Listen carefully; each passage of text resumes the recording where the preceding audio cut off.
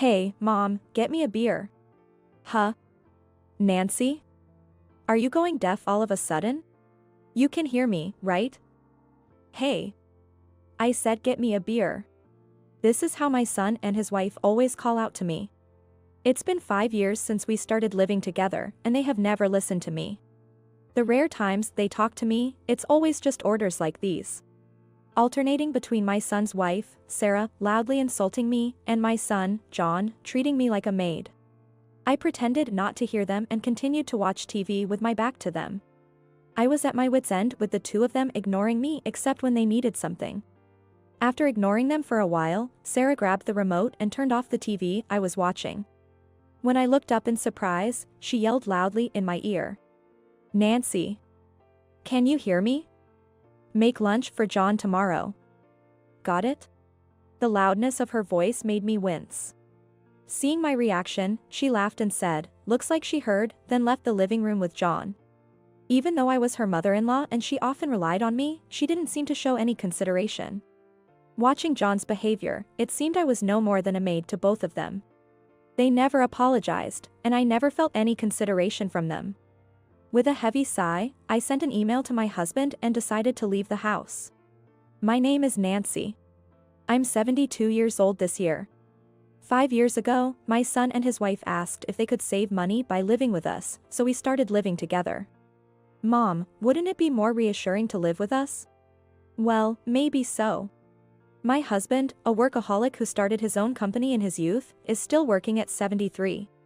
With John gone, the house had always felt quiet. Even when I consulted my husband about living together, he just said, do as you like. Because of that, we didn't talk much, and I felt a bit lonely. I agreed to live with my son's family, hoping it would bring some liveliness. That was why I agreed to live with them. At first, Sarah and I shared the household chores. However, she told me my part-time job is getting busier, and gradually, I ended up taking on more and more responsibilities. She would occasionally help but always with a sigh, and on her days off, she would go out or laze around in her room. So, I stopped asking her for help. I ended up doing all the housework, and it became the norm. I grew tired of not being appreciated. Even during family meals, there was almost no conversation. When they did talk, it was just to ask for tea or beer, treating me like a servant. They wouldn't greet me when we met in the house, and they only talked to me when they needed something. I had hoped for a lively, fun life, but I found myself sighing more as I looked at the same quiet living room.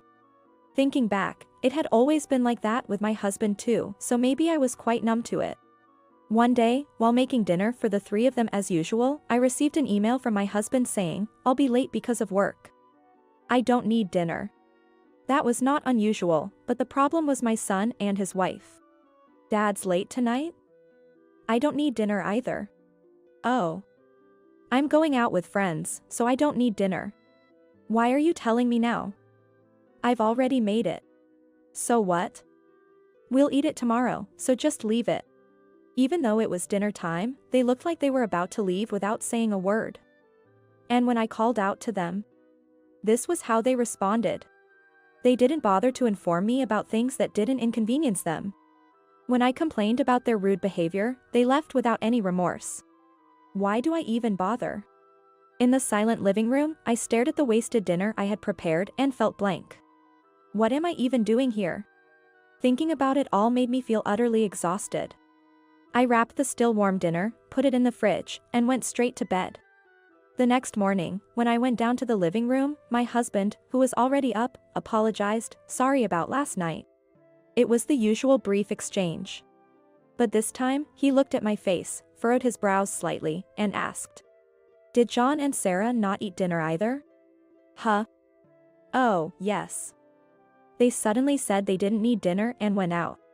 I see. He must have seen the 3 portions of dinner in the fridge. Feeling pleased with this rare conversation, I told my husband about last night. He silently listened for a while.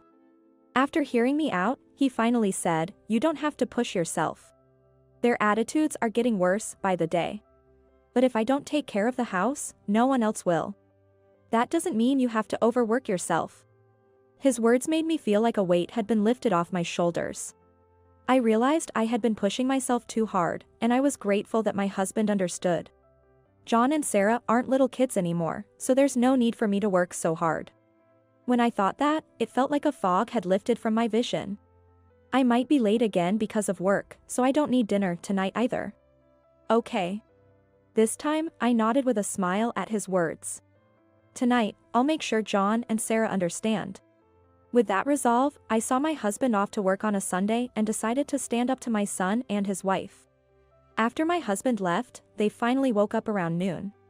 They came into the living room still in their pajamas and asked me, "What's for lunch?" "There's the dinner you didn't eat last night." "Why don't you eat that?" "That's fine, but you could at least warm it up or put it on the table for us." "You're not little kids. Do it yourself." "Come on, Nancy.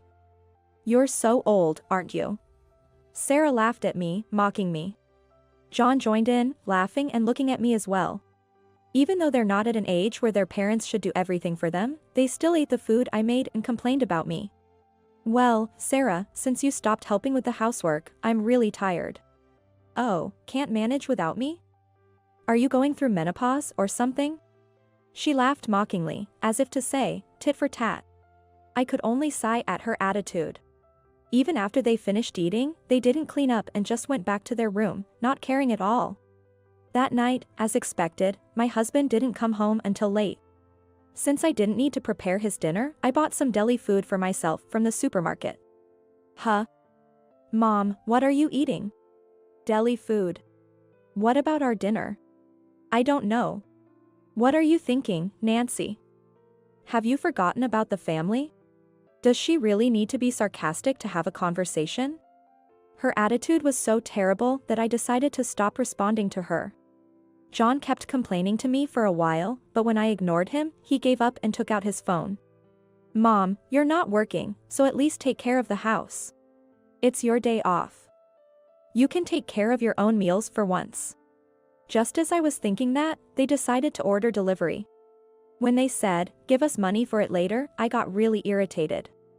I hadn't said anything about them not paying for living expenses because they initially claimed they wanted to save money. But now, to be spoken to like this after all I've done for them, I couldn't stand it. Even though he's my son, I couldn't tolerate such arrogant behavior. So I decided to do nothing for them and completely ignore them as a form of retaliation. "Hey, Mom, get me a beer." "Huh? Nancy? Are you going deaf all of a sudden? You can hear me, right?" "Hey. I said get me a beer." Sarah loudly insulted me while John treated me like a maid, taking turns raising their voices. Ignoring them, I continued to watch TV with my back to them, pretending not to hear.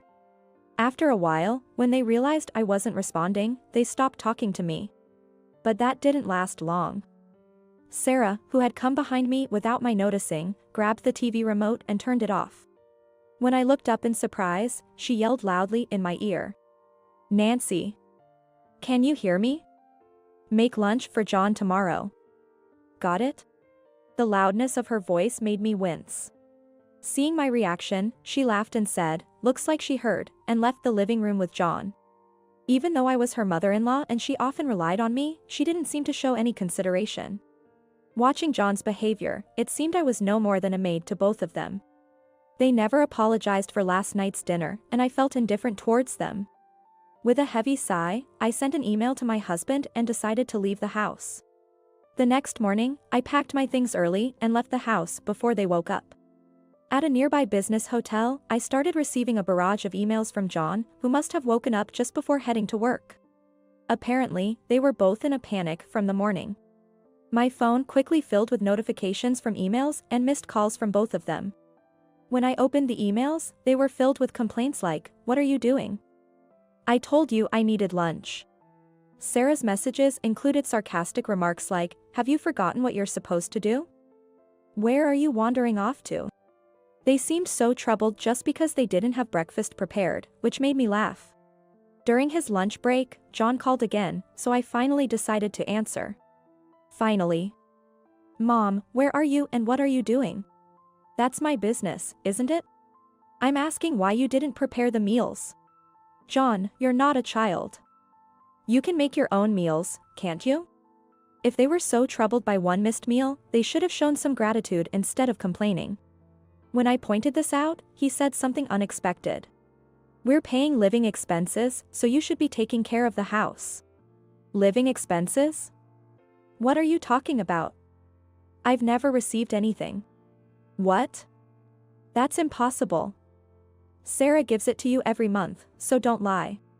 He insisted that he was paying me living expenses. Of course, I had never received any money, so I honestly told him that, but he called me a liar. There's no lie, all their food and other expenses come from my husband's salary. No matter how many times I explained this, he refused to believe me. I could hear Sarah in the background saying, she's probably just pretending and spending it all herself. It was pointless to argue. So I interrupted them and said, I don't know anything about that. And I don't plan on coming back for a while. What? What about our meals? Figure it out yourselves. Goodbye. I hung up the phone and let out a big sigh. Even after everything, they still believed they were not at fault. I couldn't understand what John meant about the living expenses. Things began to improve about a week after I left. My husband visited to check on me and talked to John and Sarah. Their emails suddenly became more polite and remorseful. Wondering what had happened, I received an email from my husband. They want to apologize. Come back if you feel like it. It seemed that talking to my husband had finally made them understand. I replied to his email and decided to pack up and go back home that day. When I got home, I was greeted by John and Sarah at the entrance. They looked exhausted. Apparently, my husband's scolding had a significant impact. I sat down with John, Sarah, and my husband to hear what had happened over the past week. So, about that living expenses thing you mentioned on the phone. I told you I didn't receive any money, didn't I? I didn't say anything because you said you wanted to save money. Actually, Dad was furious with me about that. John had told his father that he was paying living expenses. He believed I was lying, so he explained to his father that it was all my fault. However, my husband showed him the household accounts and explained how busy I was from morning to night with cleaning, shopping, and cooking for the three of us. John suddenly became quiet. Didn't you realize that? Well, Sarah kept saying she gave you the money every month. So? What happened to the living expenses? I used them. John had been sure the money was being paid, so he was bewildered that it wasn't reaching me. So, my husband and John confronted Sarah and made her confess. At first, she tried to play dumb, but when my husband shouted at her, she finally confessed everything. I was surprised to hear this, as I had never seen him shout before. Apparently, she needed money to go out for meals and trips with her coworkers. She admitted in a small voice that she had been using the money to go to expensive restaurants and keep up appearances, pocketing any leftover money. How ridiculous. On the phone, you accused me of squandering money, but it was just you projecting your own behavior. Well, my friends were worried that living with in-laws is stifling, so when they invited me out, I just went along. Using our living expenses for that? You've embarrassed me because of this. You were acting all high and mighty too. Just as their argument started to veer off topic, my husband cleared his throat loudly. The two of them, obviously scared of him, jumped and fell silent immediately.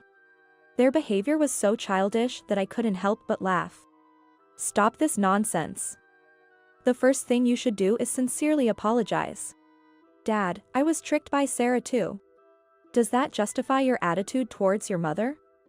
Neither of you has apologized to her since she got back. I'm sorry. Finally, they apologized to me. But even then, John continued to make excuses, saying he had been taking advantage of the fact that it was his own home. Work has been getting busier, and I just wanted to relax at home. And what about your mother, who has to deal with her grown son and his wife taking advantage of her and disrespecting her in her own home? He had no response to his father's cutting words. Sarah, who had taken my husband's quiet demeanor for granted, had also learned a hard lesson. She looked more frightened than John. Seeing their somewhat repentant but still dissatisfied expressions, I decided to make sure they truly understood. I'm truly disappointed in you for trying to rely on your mother at your age. And Sarah, for embezzling the money meant for household expenses. Mom. We're sorry. We're apologizing, aren't we? Do you think apologizing will fix everything? Show some real remorse. They thought that just apologizing would smooth everything over, so they hurried to make excuses in response to my words. But I could see right through their intentions. So I shook my head. It doesn't matter if you're paying living expenses, your behavior was unacceptable. You need to learn to appreciate what you have. But aren't you worried about the future too, Nancy? Yes, and having people like you take care of me only makes me more anxious. There's no need to say it like that. I can't allow the stress of living with in-laws to lead to embezzling living expenses again. Realizing that I was no longer willing to listen to their excuses, they finally quieted down. They needed to relearn how disrespectful their actions were by living on their own. And so, we were able to separate from them. My work is no excuse, but I'm sorry for not noticing until things got this bad. In the end, even my husband apologized to me. I never had any complaints about him. In fact, I was grateful that he helped resolve the situation. We promised to set aside more time to talk as a couple from now on. Later on, Sarah started coming to our house occasionally to learn how to do housework from me. At first, I thought she was just trying to make amends, but it turned out she was complaining that John didn't help with any chores.